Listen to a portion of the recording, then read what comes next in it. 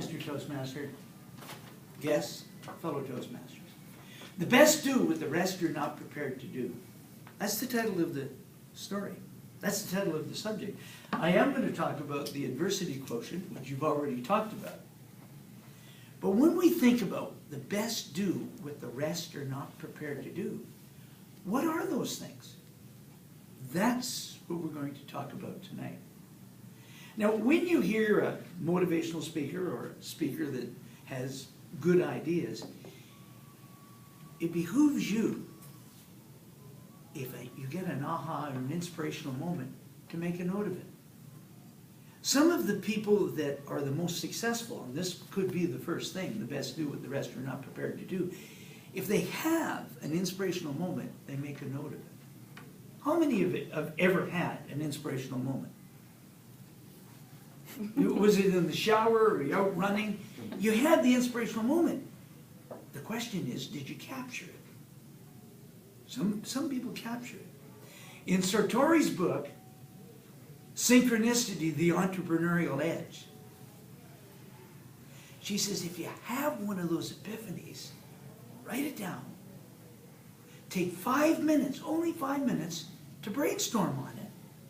And here's the key. Take some action within 24 hours. How many know of Richard Branson? This is an entrepreneur club. Virgin Airlines, Virgin Records. Didn't he fly to great heights? And he also has been known to fly very high. The highest, as a matter of fact, is he's gone on these balloon trips. He keeps book after book of his ideas. It behooves us to do it. Now, when I've said this to people before, the key is if you have these ahas, it's the taking action that makes the difference. That's the key. Now, the 3 areas that I want to talk about are the best do visualization, the best know about the AQ factor, the adversity quotient, and they know about the if-then time management system. When I was coaching volleyball, and one of the first books that I was introduced to was Napoleon Hill's book, Think and Grow Rich. And one of the quotes in there was, whatever the mind can conceive and believe, you can achieve. And he also talked a lot about visualization. But what had a tremendous effect, a powerful effect on me, was the study that was done with a university group in Australia. They took them out and had them shoot basketball free throws, mark down their scores. One group practiced 20 minutes a day, one group did nothing, and one group only visualized 20 minutes a day. At the end of the study, the group that had practiced had improved 24%. The group that had only visualized had improved 23%. That's astounding. I did this presentation to a group of divers who were preparing to go to the Commonwealth Games in New Zealand. And one of the 16-year-old girls came up to me after, Kathy Kellerman. She said, Vic, the ones that had done the visualization had actually improved more. Kathy, I'm not sure what math you're taking at school. It was 24% and 23%. At least I had the good sense to say, what do you mean? And she said, well, Vic, you couldn't stop the ones from shooting, from doing visualization. The ones that were shooting, they would just do it inadvertently. But the ones who were just visualizing couldn't be practicing. I went, wow. I've incorporated that in all aspects of what I do. With my women's volleyball team, we had a picture of being the #1 women's volleyball team in North America. We went to the U.S. National Championship every year, managed to finish 4th, and then they didn't allow any more foreign entries. I said to the president, what are you doing that for? He said, well, Vic, you might win. I said, what did you think we were entered for? So in 1971 at the Pan American Games in Calais, Colombia, and I was coach of the national team then, we defeated the United States 3-1. I had the picture of being the best team. We managed to beat the United States. There's a lot in doing visualization, but the key is to do it on a regular basis. The key is to do it for your speeches, do it for your health, do it for your relationships. You do it for everything.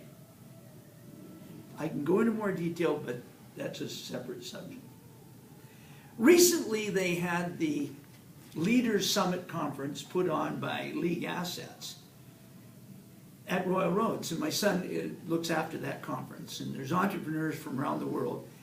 And he had Mr. Yoshida Hori from Japan. Now, this man set the goal of having the #1 business administration, master's degree in business administration, #1 school in Japan. He now has it. He also has a large venture capital company. And an interesting sidebar, he has a picture of being the record holder in the over 50 masters individual medley and swimming. Brilliant, brilliant gentleman. But when I was interviewing him, because that's the role my son gave me, I said, I noticed that when you were down in Kagoshima recently, because I'd read his blog, that you were involved in releasing turtles out into the ocean. He said, yeah. And I said, I remember you saying in your blog, you asked them, you said, what happens to those turtles? Well, they have to learn to overcome adversity. Some make it and some don't. At that point, you said, I think I'll take my 5 sons and place them all over the world, just like the turtles, and see how they make out. So his 15-year-old son's going to be going to Shawnigan School later this year. He's not totally plunking them into the ocean. He's putting them into school situations. And he said, it's adversity that they have to learn to overcome. He said, for years, in the early days, we had IQ as being the indicator of your success. IQ. I remember when I was teaching high school, that would always had it down there. And then he said we went to EQ. How many know what EQ is? Okay, EQ is emotional quotient. And that's delayed gratification. And that got big play.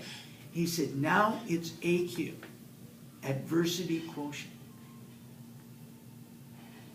I mentioned it to some of my clients, and they got all inspired. One guy even got the book. I didn't even know there was a book. But here's the key. In the adversity quotient, he talks 3 kinds of people. Quitters, doesn't imply here. Campers, and climbers. He said, those are the 3 kinds of people. The climber is always out there forging forward, going on in Toastmasters to new manuals, challenging yourself to go higher.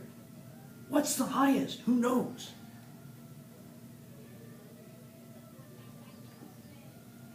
And when we talk about campers, they're the ones that get to the campground with their Winnebago, and the furthest they get is the information center. The climber goes down and says, hey, what kind of trails can I get on? You want to be in the climbing category. Campers are likely former climbers. The key is, if you want to develop, I call it adversity quotient points, then be a climber. Step out, do new things, challenge yourself.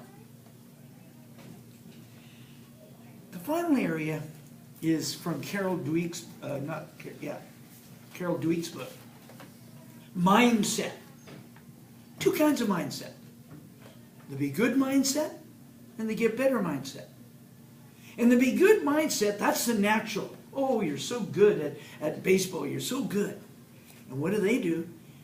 They protect their be good status. That's the person when you're at the university and the professor's going on with something that may not be exactly related to the subject. And that person puts their hand up and he said, is that going to be on the exam? That's the be good status. The get better status said, what can I get better at? Toastmasters is the most incredible organization to give you that. Many people get as far as completing their basic manual and don't even know that there's 15 more manuals that you can challenge yourself with. 15 more manuals. Whether it's the professional speaker, the entertaining speaker, the persuasive speaker. When I work with young athletes, I ask them every night to write down 3 things that they want to get better at in the practice tomorrow. My grandsons, I have them do that. My little 7-year-old grandson marks down 3 things that he wants. I want to get better at my stick handling, my backward skating, and my speed. And then the next day, after he's done the tournament, give yourself a rating. If you want to be in the best do what the rest are not prepared to do, you'll think about doing your daily visualization, you'll think about your adversity quotient, and you'll be sure to mark down 3 things that you want to get better at. Mr. Toastmaster.